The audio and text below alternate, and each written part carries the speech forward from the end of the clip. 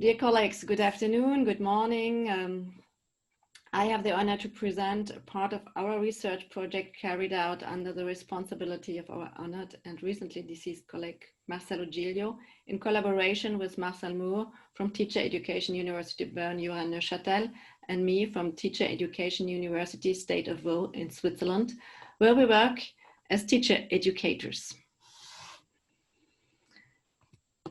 The present research is a part of a broader project oriented towards teaching and learning in rhythmic activities in a primary classroom, specifically with 6 to 8-year-old children in collaboration with 3 in-service teachers. This project has been worked out from 2017 to 2020 in the western part of Switzerland and is a collaboration between 3 university and teacher education and the University of Geneva, supported by the new Swiss-French Center of Disciplinary Didactics. Our project has led us to 3 different analyses concerning self-regulated learning, the role of the body, and after our questions, how to grab special moments in the teaching learning process, to this study, which is focused on bodily transitions during rhythmic activities. Our starting point is the body's role in music teaching and learning. Some theoretical aspects. The background of this present study is based on research about music learning, considering interactions between the body and cognition as essential for music learning and understanding, as pointed out by research on embodied music cognition. In a study about professional arts education, Millie and colleagues point out that students, especially performance students, so future professional musicians, learn how to transform their everyday corporality to a specialized corporality. For rhythm learning, this means that everyday bodily movements like walking can become transformed into specific rhythmic movements like meter marking the beat through by marching with heavy and light steps. Rhythm learning can be observed and described through the concept of gestures that have different function in musical performance or in teaching.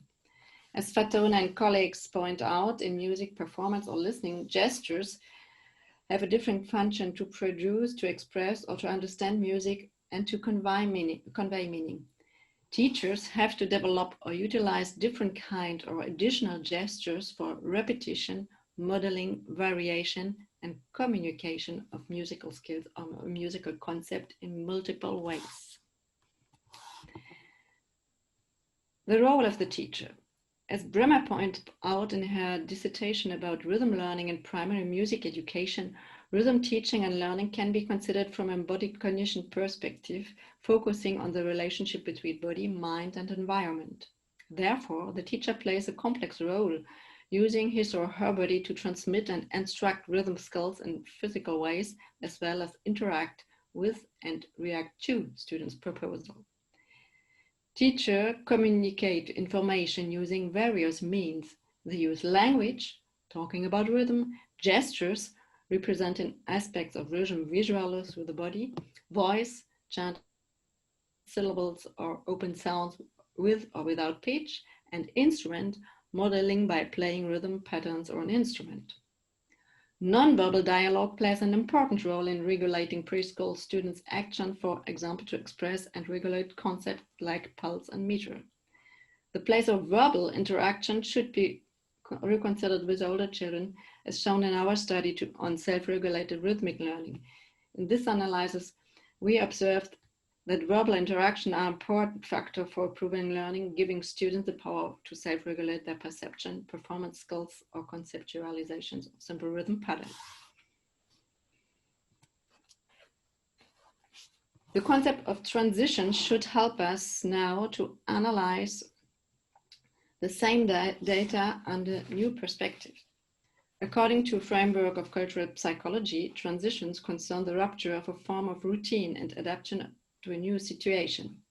The transition between rupture and adaptation can be more or less fluid and progressive. This principle can be transferred to the process of rhythm learning. Transition can be fluid in cases of continuous adaptation and absence of rupture. In the context of this study, transition can be defined as bodily or embodied when the body is used to pass from one state to another, for example, from the static body to movement. Based on previous work about music teaching and learning in the primary classroom by Giglio, several forms of bodily transition during rhythm activities are found, from a static body to a body movement to produce or imitate rhythm patterns, from common everyday gestures like walking, speaking, breathing, clapping, to rhythmic gestures, from metaphors or analogies, for example, to imagine hand and arms to play dummy musical instruments, to rhythmic gestures, or from observation to technical musical gestures, shown by the teacher or by other students, to performance of technical musical gestures.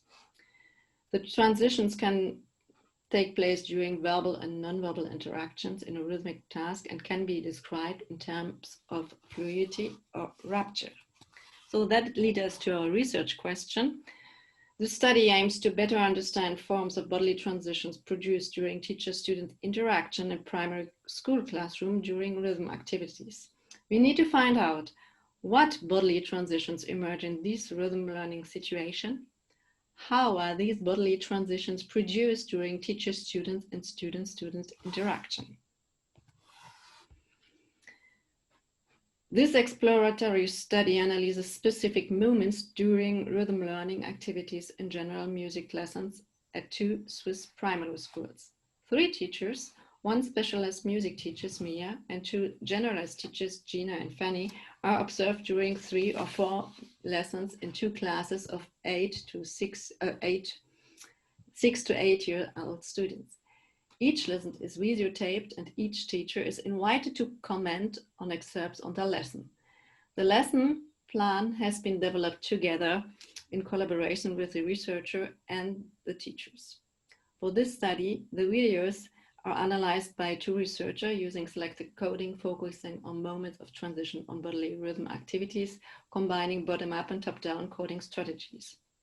Firstly, different forms of transitions are signaled in reference to the theoretical framework, for example, to qualify the types of transitions according to Giglio, and complemented by identifying the person who initiated the transitions. Secondly, moments of fluid transitions or ruptures are identified as well as aspects which foster or hinder them. Finally, similarities and differences during these moments of transitions are discussed related to embodied rhythm learning. Some findings. Transitions can be induced by the teacher in the following situation. Among the observed 42 moments, we have 39 transitions induced by the teachers, for example, by modeling and verbal interaction, we call it Form 1, by use of metaphors, Form 2, by collective problem-solving task, Form 3, or transitions can be induced by students' initiatives, but that has been observed only 3 times. These are the transitions form. I will give a short of an example of each form.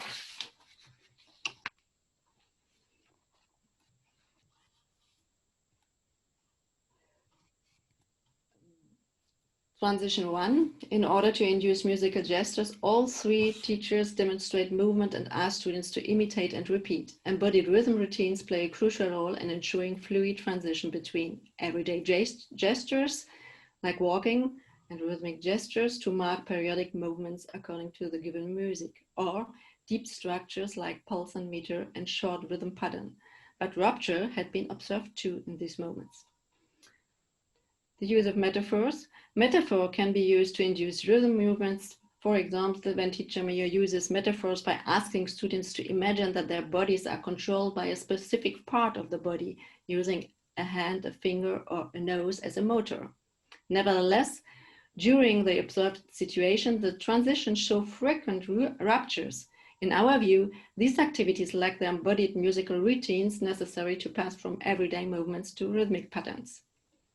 Form 3, collective problem solving. During the activities observed, tasks are based on teaching materials such as rhythm cards or graphic notation. Students in group of 4 perform a rhythm pattern by reading a score or finally create and play new pattern by using rhythm cards. or invent a sentence which includes a rhythm pattern instead of a word, or encoded beforehand. It appears that embodied musical routines are helpful in managing the transitions between reading a written code and performing a rhythm. And the transition induced by students' interaction. During peer interaction, students' collective rhythm movements shift progressively to take on another quality without teacher intervention. Embedded in a collective rhythm pattern, like clapping a new ostinato, chanting a text, or trying to produce a rhythm by beatbox, students drop out of the pattern by producing a variation, for example, a second pulse or a new word to repeat on a body percussion pattern. The teacher integrates their ideas into the learning process, leading to fluid transitions from one movement to another. Two examples, one of fluid transitions, another of rupture. Fluid transitions are observed when generalist teacher Gina uses frequent repetition of the same pattern, short, short, long. Short verbal instruction help the students to be engaged bodily by imitating her model. Then each student spells his or her name on the body percussion pattern performed by the whole class. The collective frame of pulse and meter established as a routine allows students to vary the pattern and adjust the performance.